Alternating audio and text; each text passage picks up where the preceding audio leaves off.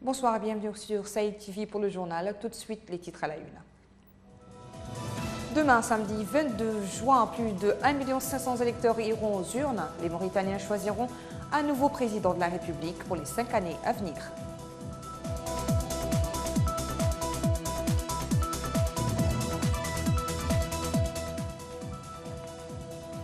Le président mauritanien sortant a tenu une conférence de presse hier soir. Abdelaziz a défendu le bilan de ses 10 dernières années à la tête du pays.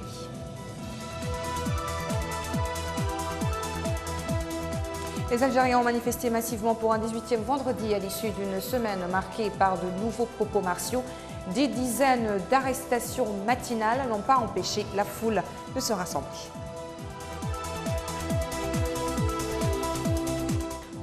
Je vous le disais en titre, les Mauritaniens iront aux urnes demain pour choisir un nouveau président, et ce pour 5 ans.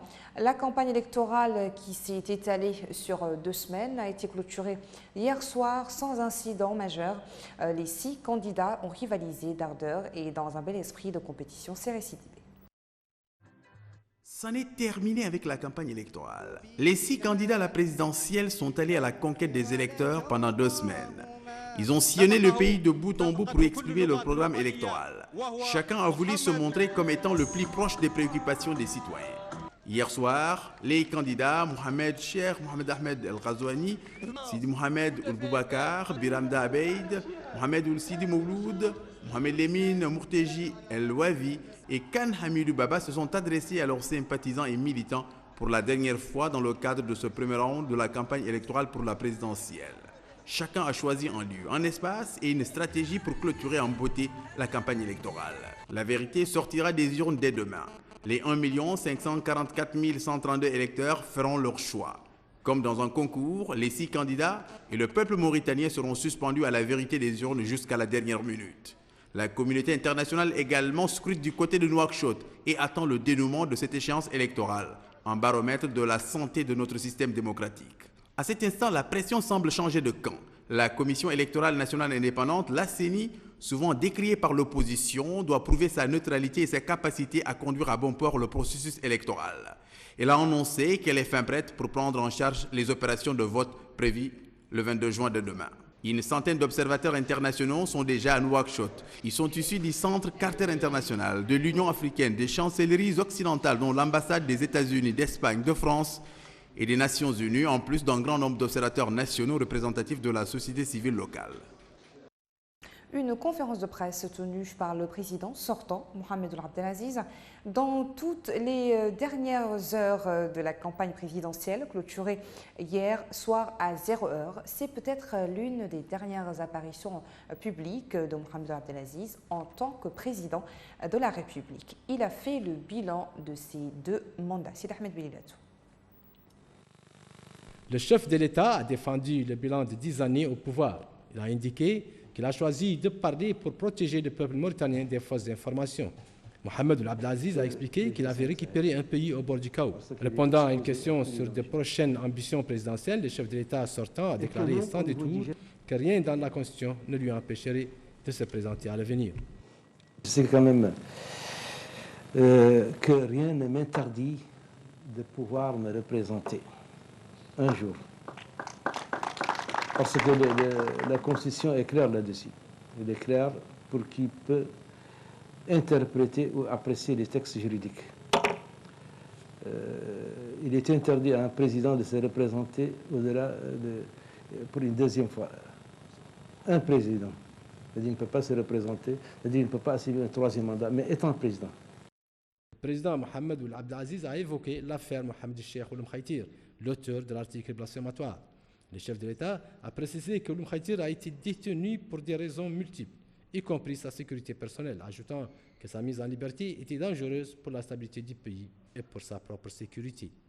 À une question relative à sa dernière prise de parole à Rosso sur le suivi des projets en cours, même lorsqu'il ne sera pas à la présidence, Mohamed Ould Abdelaziz a indiqué qu'il veillera au bon déroulement de ceux-ci en tant que citoyen et acteur politique. Mon bilan, c'est à la population d'en juger. Je sais qu'en âme et en conscience, j'ai essayé de faire beaucoup.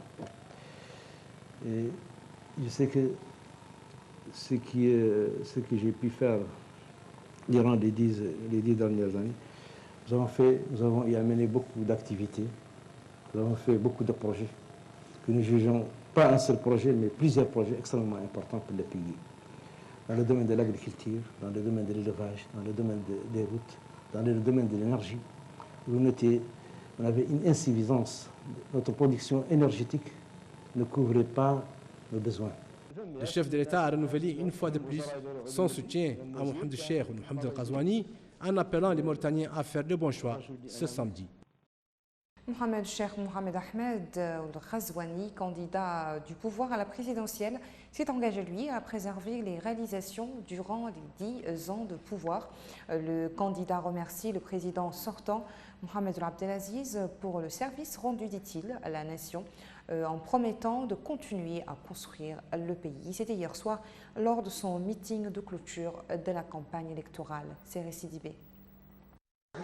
C'est devant des centaines de milliers de sympathisants et militants, mobilisés et acquis à sa cause, que le candidat Mohamed Ould-Cheikh Mohamed Ahmed Ould-Cheikh Ghazouani a clôturé sa campagne électorale.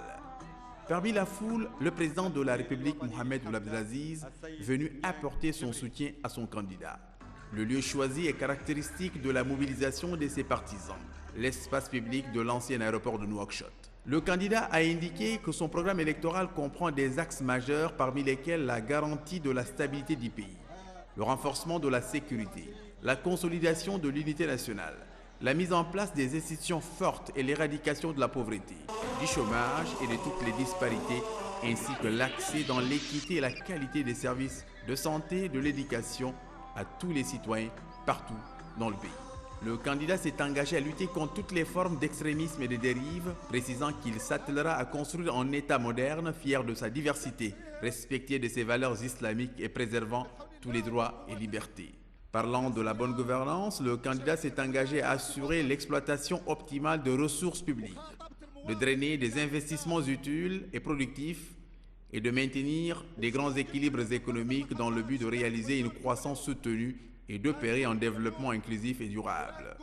À l'endroit de la jeunesse, le candidat s'est engagé à créer les conditions lui permettant de s'acquitter convenablement de son rôle pionnier dans l'œuvre de construction nationale. Le candidat a précisé qu'il créera 100 000 opportunités d'emploi. Parlant de l'enseignement, le candidat a indiqué que son programme électoral donne un intérêt capital à l'éducation nationale, matérialisé par une politique efficace permettant d'améliorer les conditions des enseignants, de fournir les équipements nécessaires de nature à impulser cet important secteur afin qu'il puisse exercer son rôle en matière de formation et de promotion de cadres compétents appelés à poursuivre le processus de développement vers des horizons plus promoteurs. Au sujet de la femme, le candidat a promis de lui donner une place digne de son statut. Les salaires des employés et des retraités de l'État, la généralisation de l'assurance maladie, et la création d'un mécanisme spécifique pour la prise en charge des indigents et des personnes vivant avec des handicaps font également partie intégrante du programme du candidat. S'agissant de la démocratie, Mohamed Ould-Cheikh Mohamed Ahmed Cheikh Ghazouani a promis de promouvoir une culture démocratique qui reconnaît la différence, garantit le pluralisme, la séparation des pouvoirs et le renforcement de l'état de droit. Et enfin, pour terminer, le candidat a exhorté les Mauritaniens à voter massivement en sa faveur demain, 22 juin.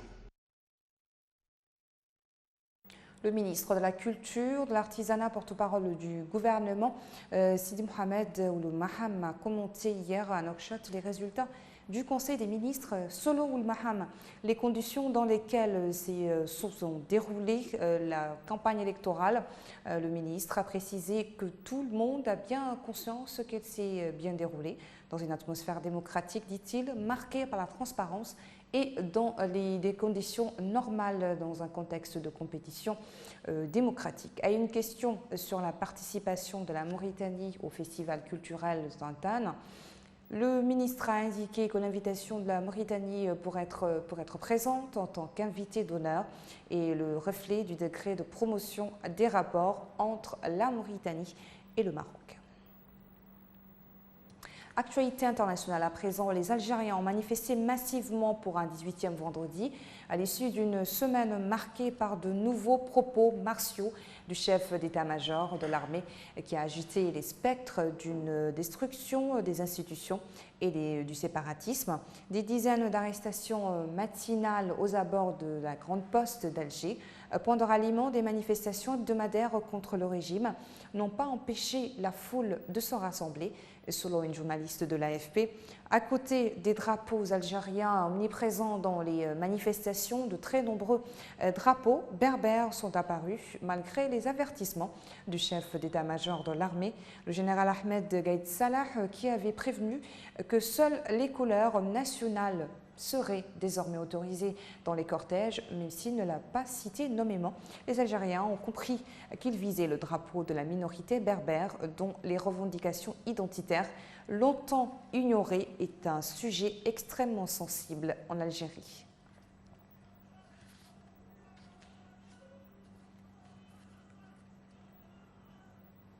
Au Soudan, la situation ne permet pas de rester sans gouvernement. Venez négocier, c'est ainsi que le chef du conseil militaire Abdel Fattah al-Burhan a tendu la main à l'opposition pour une reprise des pourparlers. Des négociations toutefois sans condition depuis le 20 mai. Les discussions entre l'armée et les chefs de la contestation sont au point mort. Un dialogue qui s'est révélé difficile depuis la dispersion sanglante d'un sitting de 8 juin. Les manifestants exigent toujours le transfert du pouvoir aux civils. Alassane Ouattara et Macky Sall font le constat qu'il faut en faire plus pour lutter contre le djihadisme au Sahel et en Afrique de l'Ouest. Plus de ce que fait le G5 Sahel, la coopération régionale de sécurité entre la Mauritanie, le Mali, le Burkina Faso, le Niger et le Tchad et la mission ONU au Mali, MINUSMA. Dans une courte déclaration, les deux chefs d'État ont ainsi fait part de les réserves concernant le dispositif actuel. Nous devons trouver un moyen de coordination plus élargi et plus efficace pour aider ces pays voisins, à savoir le Mali, le Burkina Faso et le Niger, à combattre le terrorisme. Le président sénégalais Macky Sall a quant à lui estimé qu'il fallait développer les solidarités, mais également des synergies en matière de renseignement et de coopération sécuritaire. L'Organisation internationale du travail a adopté aujourd'hui le premier traité international sur la violence et le harcèlement au travail, incluant le principe de sanction, un texte très attendu, notamment depuis le lancement du mouvement MeToo, #MeToo. La convention a été adoptée à une écrasante majorité lors de la réunion annuelle de l'OIT, une agence centenaire des Nations Unies réunissant gouvernements, employeurs et syndicats de 187 États. À la charge désormais au pays de ratifier le texte pour qu'il devienne contraignant. La Convention entrera en vigueur un an après la ratification par au moins 2 États.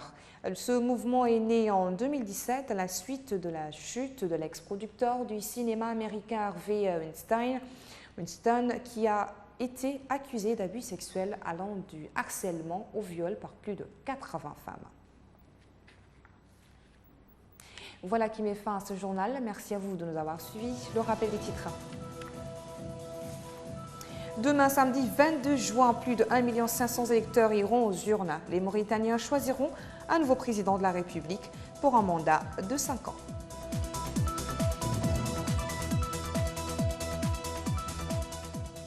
Le président mauritanien sortant a tenu une conférence de presse hier où Abdelaziz a défendu le bilan de ces 10 années à la tête du pays.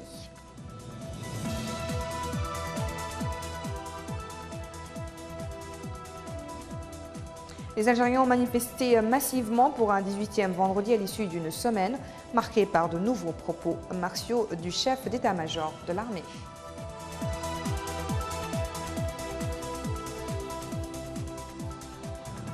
Merci et très bonne fin de semaine. Bonsoir.